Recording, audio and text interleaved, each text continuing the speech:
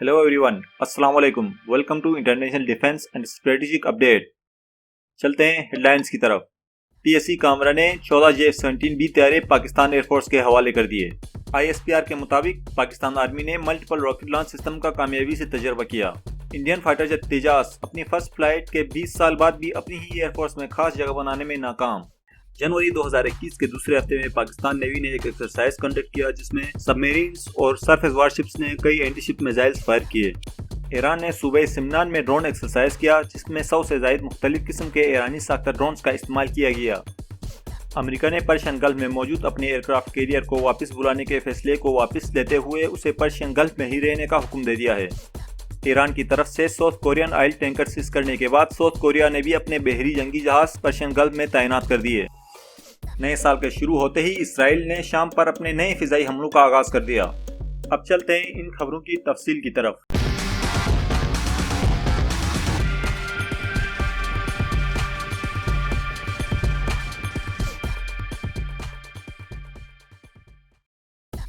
PSC के 14 J-17B तैयारे Pakistan air force के हवाले करने के बाद पीएफ में थंडर तैयारों की तादाद 150 के करीब हो गई है, जिनमें 50 ब्लॉक 1 और बाकी ब्लॉक 2 वेरिएंट्स हैं। ब्लॉक 2 वेरिएंट्स में से 22 डुअल सीट वेरिएंट्स हैं जिनका इस्तेमाल ट्रेनिंग, सर्विलेंस और ड्रोन अटैक मिशंस में किया जाएगा। 31 दिसंबर को ये तैयारे पाकिस्तान एयरफोर्स के हवाले करने के साथ ही पीएससी कामरा ने J-17 ब्लॉक 3 वेरिएंट की प्रोडक्शन भी शुरू की है, जिसके बाद इंडिया और पाकिस्तान में कई डिफेंस एक्सपर्ट्स और न्यूज चैनल्स की तरफ से J-17 ब्लॉक 3 वेरिएंट को इंडियन राफेल से कंपेयर किया जा रहा है, जिसे इंडिया ने फ्रांस से खरीदा है। J-17 ब्लॉक 3 की नुमाया खुसूसियात में AESA रेडार और PL-15 मिसाइल का इस्तेमाल है। PL-15 मिसाइल इंडियन इन्वेंट्री में मौजूद किसी भी एयरक्राफ्ट को उसकी रेंज में आए बगैर 250 से 300 किलोमीटर दूर से ही निशाना बना सकता है। याद रहे कि अमेरिका का पाकिस्तान को मजीद F-16 देने से इनकार पर चाइना और पाकिस्तान ने मिलकर इस प्रोजेक्ट पर काम शुरू किया था और आज J-17 थंडर पाकिस्तान एयरफोर्स की बैकबोन की हैसियत रखता है।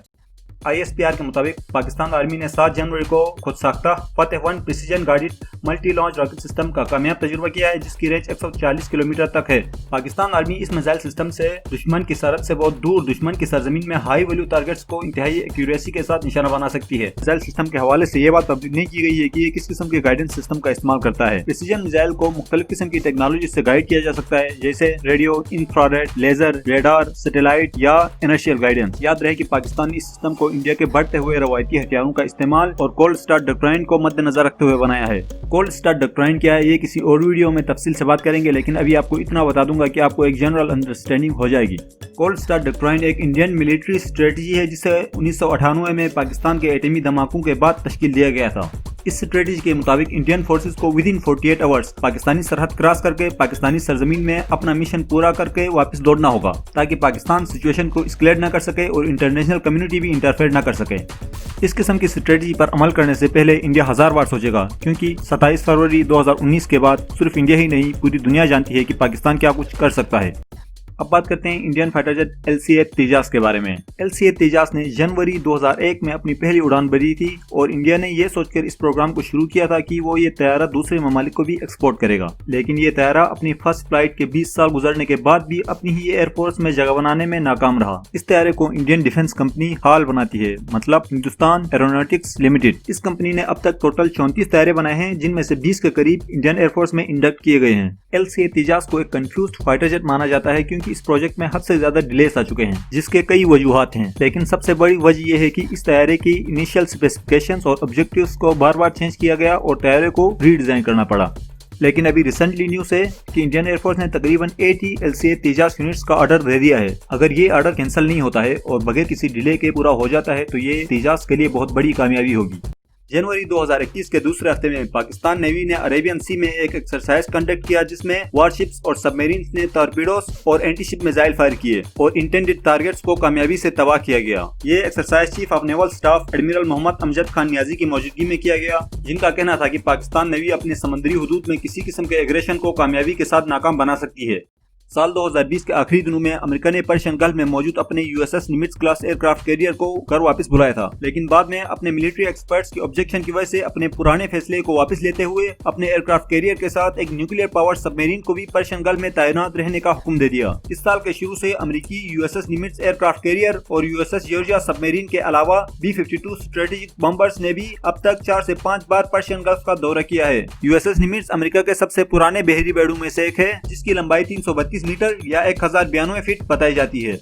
इस कैरियर में 60 से ज्यादा जंगी जहाज, 3000 से ज्यादा क्रू मेंबर्स और कई short range air defence systems भी तैनात रहते हैं। यूएस जॉर्जियो सबमरीन मुसलसल 150 टोमाहाउक क्रूज मिसाइल फायर करने की सलाहियत रखती है, लेकिन इसमें अक्सर 100 क्रूज मिसाइल ही रखी जाती हैं ताकि दूसरी स्पेशल फोर्सेस और अंडर वाटर ड्रोन्स के लिए भी जगह बन सके। अमेरिका का कहना है कि वो ये सारे इकदाम कासिम सुलेमानी की डेथ एनिवर्सरी पर ईरान की तरफ से दी जाने वाली धमकियों की वजह से कर रहा है। याद रहे कि पिछले साल 3 जनवरी को अमेरिका ने कासिम सुलेमानी को एक ड्रोन स्ट्राइक में शहीद किया था जब वो एक डिप्लोमेटिक मिशन पर इराक में थे, और बदले में ईरान ने इराक में मौजूद अमेरिकी अड्डों पर 15 के करीब मिसाइल दागे थे।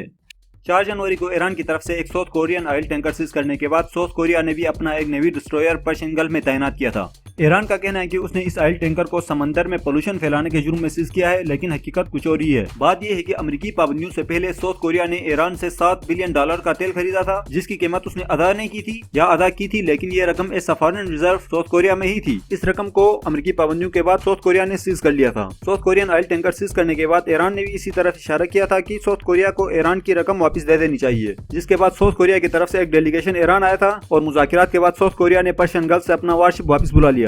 याद रहे कि गल्फ कंट्री से तेल लेने वाले तमाम ऑयल टैंकर्स को स्ट्रेट ऑफ हॉर्मुज से ही गुजरना होता है, और स्ट्रेट ऑफ हॉर्मुज और पर्शियन गल्फ के तंग समंदर में ईरानियन स्पीड बोट्स का राज है। 5 जनवरी को ईरान के सूबे सिमनान में the great profit 15 military exercises का आगाज 2 रोजा ड्रोन एक्सरसाइज से हुआ, जिसमें 100 से ज्यादा मुख्तलिफ किस्म के ईरानी साख्ता ड्रोन्स को आजमाया गया, जिनमें सर्वेलेंस, कम्बैट और कमाज़की मतलब सुसाइड ड्रोन शामिल थे। इस एक्सरसाइज के दौरान फर्जी टारगेट्स पर स्वयं ड्रोन अटैक किए गए और ड्रोन से एयर टू एयर मिसाइल्स भी फायर किए गए, जो कम्बैट ड्रोन टेक्नोलॉजी में एक अहम पेशरफ्त है। IRGC स्पोक्स पर्सन के मुताबिक ईरान ने कमाज़की ड्रोन की रेंज को 2000 से 4000 तक बढ़ा दी है, और बताया कि इस ड्रोन ने सी ऑफ ओमान से लॉन्च होने के बाद 1400 किलोमीटर दूर सूबे सिमनान में अपने टारगेट को कामयाबी से तबाह किया। याद रहे कि ईरान का शुमार इन अहम ममालिक में होता है जो ड्रोन खुद बनाते हैं और मैदान जंग में कामयाबी के साथ इनका इस्तेमाल भी कर चुके हैं। ड्रोन एक्सरसाइजेस के खत्म होने के फौरन बाद ईरान ने पर्शियन गल्फ में नेवल एक्सरसाइजेस का आगाज किया, जिसमें 700 से ज्यादा स्पीड बोट्स ने हिस्सा लिया, जिनके बारे में अभी थोड़ी देर पहले बताया था कि पर्शियन गल्फ और स्ट्रेट ऑफ हॉर्मुज में इन्हीं का राज है। आप सोच रहे होंगे कि अमेरिका के इतने हेवी एयरक्राफ्ट कैरियर्स और डिस्ट्रॉयर्स के सामने ये स्मॉल बोट्स इतनी खतरनाक कैसे हो सकती हैं। पर्शियन गल्फ और स्ट्रेट ऑफ हॉर्मुज जैसी तंग जगहों में बड़ी वारशिप्स की मोबिलिटी बहुत कम हो जाती है, और ये स्पीड बोट्स इस बात का पूरा फायदा उठाती हैं। इन स्पीड बोट्स की तेज रफ्तार और छोटे साइज की वजह से कोई भी रेडार इन पर लॉक नहीं कर सकता। अब अगर रेडार इन पर लॉक नहीं कर सकता तो इन पर कोई एंटी शिप मिसाइल फायर नहीं किया जा सकता, लेकिन ये स्पीड बोट्स इंतहाई तेज रफ्तारी के साथ anti ship missiles, unguided rockets और टॉर्पेडोज भी फायर कर सकती हैं। तो कुल मिलाकर बात इतनी है कि इन बोट्स की तेज रफ्तार, छोटे साइज और बहुत ज्यादा तादाद में होने की वजह से पर्शियन गल्फ जैसी तंग जगहों पर इनको शिकस्त देना बहुत मुश्किल है।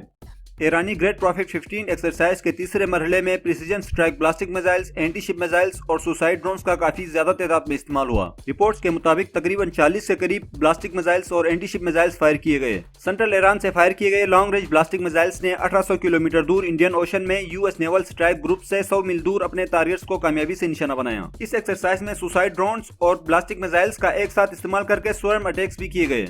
याद रहे कि ईरान मिडिल ईस्ट में सबसे ज्यादा प्रिसीजन स्ट्राइक मिसाइल्स रखने वाला मुल्क है। इस एक्सरसाइज से पहले IRGC या इस्लामी सिपाही पासदारान इनकलाब ने पर्शियन गल्फ के करीब एक अंडरग्राउंड मिसाइल बेस की वीडियो नशर की थी और कहा था कि ये ईरान के बहुत सारे अंडरग्राउंड बेसिस में से एक है। याद रहे कि ईरान ये एक्सरसाइजेस ऐसे वक्त में कर रहा है जब दुनिया भर के डिफेंस एक्सपर्ट्स की तरफ से ये दावा किया जा रहा है कि डोनाल्ड ट्रंप 20 जनवरी को ऑफिस छोड़ने से पहले किसी भी बहाने से ईरान पर हमला कर सकता है।